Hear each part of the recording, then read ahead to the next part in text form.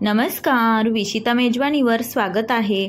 आज मी तुमच्यासोबत कैरीच्या चटणीची एक नवीन रेसिपी घेऊन आलेली आहे।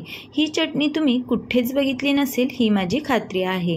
ही चटणी खायला तर खूपच छान लागते, तसेच करायलाही खूप सोपी आहे। तसेच आपल्याला ज्यावेळेस भाजीला काय बनवावे सुचत नसेल किंवा आपल्याकडे भाजी नसेल अशा वेळेस तुम्ही ही चटणी भातासोबत किंवा भाकरी चपातीसोबत खाऊ शकता आणि अगदी चवीलाही छान लागते आणि लहानांपासून मोठ्यांपर्यंत ही चटणी खूपच आवडते। करायला तर खूपच सोपी आहे। चला तर मग आपण रेसिपीला सुरुवात करूया। त्याआधी चॅनलवर नवीन असाल तर चॅनलला सबस्क्राईब करा, लाईक करा। चला रेसिपी बघून घेऊया। या ठिकाणी आपण लाल मिरच्या घेतलेल्या आहे। या मिरच्या आपल्याला गरम पाण्यामध्ये भिजत ठेवायच्या आहे। पाणी हे अगदी कडकडीत गरम झालेलं असावं, त्यामध्ये आपण या मिरच्या भिजवून घेणार आहोत। जर तुम्हाला चटणी ही तिखट बनवायची असेल तर या ठिकाणी तुम्ही या मिरच्यांसोबत तिखट मिरच्या वापरल्या तरीही चालेल। अगदी पाणी गरम आहे, यामध्ये आपण ह्या मिरच्या अर्धा तास भिजवून ठेवणार आहोत। चमच्याच्या साहाय्याने मिरच्या ह्या पाण्यामध्ये बुडवून घ्यायच्या आहे आणि यावर आपण झाकण ठेवून देणार आहोत आणि अर्धा तासानंतरच आपण झाकण काढणार आहोत। पूर्ण मिरची ही मऊसर झाली पाहिजे, म्हणजे आपल्या मिरचीचं टेक्स्चरही खूप छान येतं। मिरच्या भिजत आहे तोपर्यंत आपण कैरी ही स्वच्छ धुवून घेतलेली आहे आणि कैरीचे वरचे साल आपण काढून घेणार आहोत। जर तुम्हाला साल काढायचे नसेल, नाही काढले तरीही चालेल। या ठिकाणी मी कैरीचे वरचे साल हे पूर्णपणे काढून घेत आहे। त्यानंतर आपण कैरी ही अगदी बारीक कट करून घेणार आहोत। अशा प्रकारे आपले साल काढून झालेले आहेत। आता आपण कैरीचे बारीक बारीक तुकडे करून घेणार आहोत। अगदी कमी साहित्यात टेस्टी अशी चटणी ही तयार होते। तसेच दरवेळेसच्या जर चटणी खाऊन कंटाळा आला असेल तर उन्हाळ्याचे दिवस आहे, तुम्ही कैऱ्याही बाजारात विकायला आलेल्या आहे, तर तुम्ही ही चटणी नक्कीच बनवून बघा घरातही सर्वांनाच आवडेल। तसेच लहान मुलंही ही चटणी खूप आवडीने खातात। भातासोबत ही चटणी एक नंबर लागते।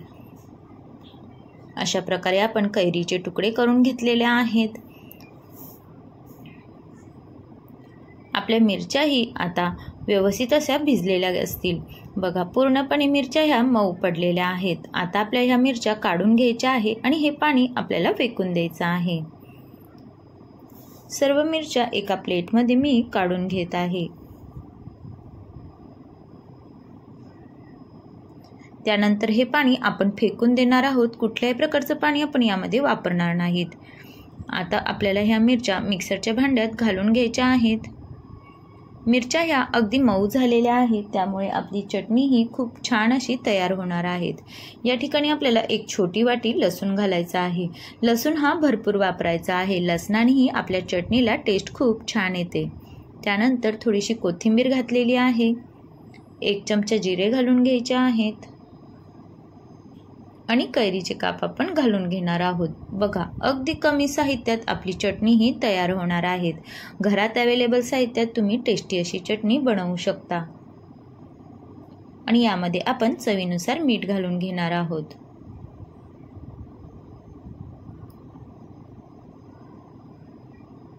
पाणी घालून आपण मिक्सरला ही चटणी अगदी बारीक वाटून घेणार आहोत। सुरुवातीला आपल्याला पाणी न घालताच वाटायचे आहे, त्यानंतर आपण थोडं थोडं पाणी घालून ही चटणी वाटून घेणार आहोत। ही चटणी अगदी 10 ते 12 दिवस सहज टिकते। तुम्ही फ्रीजमध्ये ही चटणी ठेवून देऊ शकता आणि ज्यावेळेस खायची आहे त्यावेळेस ही चटणी काढून खाऊ शकता। अगदी जशीची तशी राहते आणि खायला तर एक नंबर लागते। ही चटणी आता आपण एका मोकळ्या भांड्यात काढून घेणार आहोत। चटणीला आपल्याला तडका देऊन घ्यायचा आहे। त्यासाठी आपण तडका पॅनमध्ये 2 चमचे तेल गरम करून घेणार आहोत। तेल अगदी कडकडीत गरम झाल्यानंतर आपण यामध्ये मोहरी घालणार आहोत। मोहरी छान तेलामध्ये तडतडली की आपण हे तेल लगेच आपल्या चटणीत ओतणार आहोत।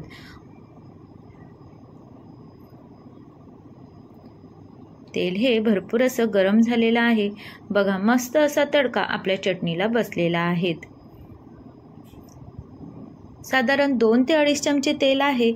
पूर्णपणे तेल हे चटणीमध्ये सोकल्या जातं आणि चटणी खायला खूप छान लागते। सुरुवातीला तेल आपल्याला जास्त वाटतं, पण चटणीला हे तेल पुरेसं होतं. जास्त कमीही नाही आणि जास्तही होत नाही.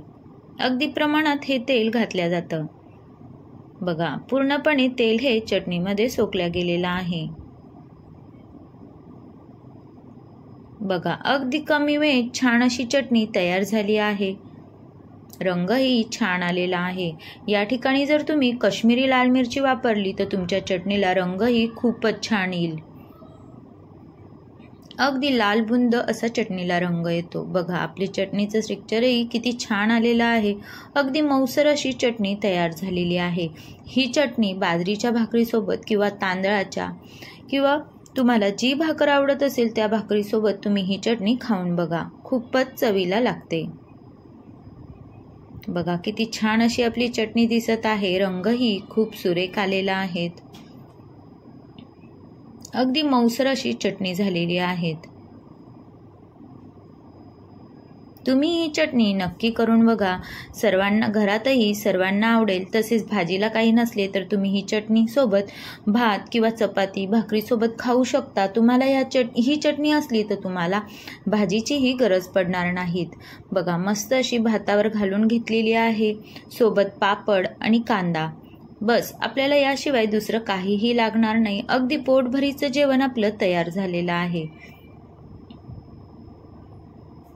अशा प्रकारे जर आपण खायला दिलं तर मस्त अशी चटणी चवीलाही लागते आणि करायला ही चटणी खूप सोपी आहे. अगदी कमी वेळेत तुम्ही टेस्टी अशी चटणी बनवू शकता.